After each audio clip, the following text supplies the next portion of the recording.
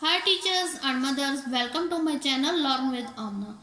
आज हम डिस्कस करेंगे कि वो कौन सी वजूहात हैं जिनकी बिना पर हम इंग्लिश पढ़ सकते हैं, लिख भी सकते हैं, मगर जिनकी ये ज़बान है जब वो बोलते हैं तो हमें समझ नहीं आती और ना हम फ्लुएंटली इंग्लिश बोल सकते हैं। इसकी सबसे बड़ी वजह यह है कि हमें स्पोकन इंग्लिश के बेसिक रूल्स ही नहीं पता और ना इंग्लिश लेटर्स की फोनिक साउंड का सही तरह से इल्म है। हम इंग्लिश को भी अपने मदर टंग के अकॉर्डिंग बोलते हैं, इसलिए जब हम इंग्लिश को इसके रियल एक्सेंट से सुनते हैं तो हम कहते हैं पता नहीं ये क्या कह रहे हैं। इंग्लिश को इसके असल लहजे से समझने और बोलने के लिए हमें फोनोलॉजिकल सिमिलैरिटीज़ का मालूम होना चाहिए। वीडियो स्टार्ट करने से पहले अगर आपने मेरे चैनल को सब्सक्राइब नहीं किया तो सब्सक्राइब करें, बेल आइकन को लाजमी हिट करें ताकि हर नई आने वाली वीडियो का नोटिफिकेशन आपको मिले। So now let's start. What is phonological similarities?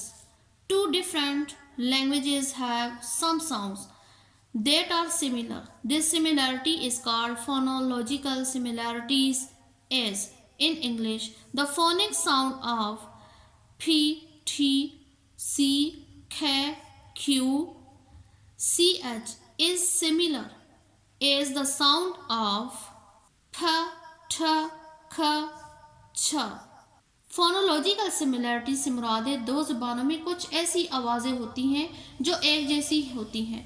इन आवाज़ों को फोनोलॉजिकल सिमिलैरिटीज़ कहते हैं।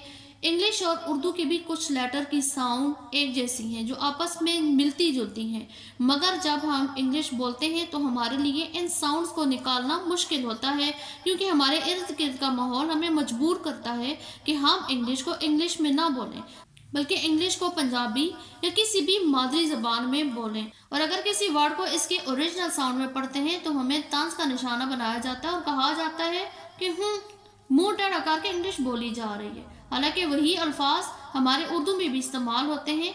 तो आइए देखते हैं इन सिमिलरिटीज़ को जानकर हम इंग्लिश को इंग्लिश में कैसे बोल सकते हैं। फर्स्ट साउंड पी, हमने सीखा हुआ था पेन, पिलर, हालांकि ये पी नहीं होता, लिखने में ये पी होता है, बोलने में इसकी साउंड निकलती है फा, फा, जैसे कि उर्दू में फा होता है। इसी तरह पी की साउंड को माइंड में रखिएगा कि उर्दू के फा की तरह बोलना है। नेक्स्ट टी, हमने सीखा था ट्रेन, ट्री, टी, हालांकि ये टी लिखने में होता है लेकिन बोलने में इसकी साउंड होती है ठा, ठा। उर्दू का जो ठा लफ्ज़ है टी की साउंड को ठा के लिहाज से बोलना है। नेक्स्ट फोनोलॉजिकल सिमिलैरिटीज़ में आता है सी, के और क्यू। इन सब को हम काफ की आवाज़ से समझते थे, जैसे कि हम केट, के for kite, Q for queen, हालांकि ये लिखने में सी, के, क्यू है लेकिन बोलने में ये वॉइस निकालेंगे खा की, जो कि उर्दू का ही एक लफ्ज़ है खा। सी एच जब भी आएगा इसकी आवाज़ उर्दू के लफ्ज़ छः से मिलती जुलती होगी। हम सी एच आता था, सी एच से शुरू होता है चेयर, हम कहते हैं चेयर, चेन, हालांकि ये होता है chair, chain. Next phonological similarities से रिलेटेड साउंड्स की मज़ीद मशक करते हैं ताकि हमारी कन्फ्यूजन्स दूर हो जाए। फी और फे, जैसे कि फल, फुफ्फो, फैल, फलना, फूलना, फूल। इसी तरीके से इंग्लिश में fan, popular, paper, purple, people, polar. हमेशा माइंड में रखिएगा पी को पी नहीं पढ़ना, पी को फा के तौर पे पढ़ेंगे तो हमारी इंग्लिश वर्डिंग ठीक हो जाएगी और हमारा इंग्लिश का जो लहजा है वो भी ठीक हो जाएगा। Next similarity T, the sound of T is not T, the sound of T is ठा, ठोकर, ठेला, मिठाई, ठग। इसी तरीके से टी की मज़ीद मशक करते हैं turtle, turtle, target, ठीक-हैक, team. For more example, teacher, tack.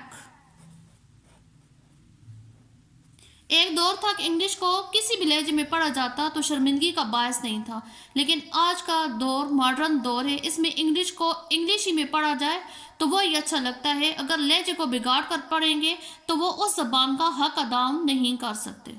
Next, सी, खे, क्यू। समझ लें कि इसकी आवाज़ को काफ की आवाज़ से नहीं निकालना बल्कि उर्दू का लफ्ज़ खे से निकालना है। फॉर एग्जाम्पल, खेल, खिलाड़ी, खीरा,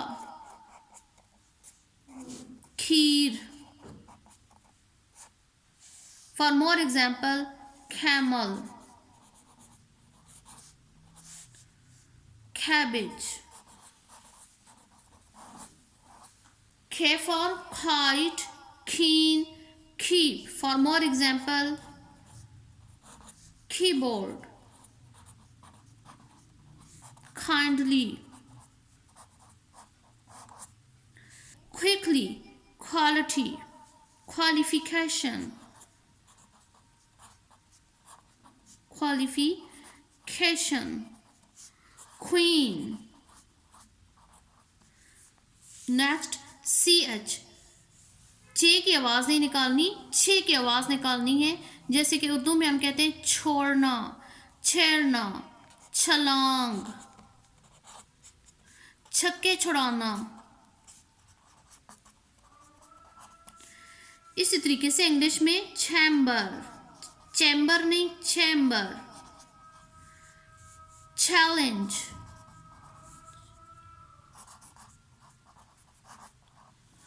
कुछ मल्टी रूल्स हैं जो मैं इधर डिस्कस करना चाहूँगी। अगर किसी वावल के साथ आर हो तो आर हमेशा साइलेंट होगा। जैसे कि टीचर में हम जब बोलते थे टीचर तो ये आएगा टीचर, टीचर। आर की आवाज़ साइलेंट होगी। हम कहते हैं कॉर्नर, ओरिजिनल में खाना, खाना। आर इधर भी साइलेंट, आर इधर भी silent. Tabular, tabular, toaster.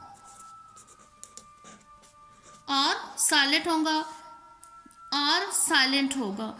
Next rule, verb की फर्स्ट फॉर्म के साथ आईएनजी हो तो जी की आवाज़ साइलेंट होगी। जैसे कि हम कहते हैं वॉचिंग, टीचिंग, ड्राइविंग।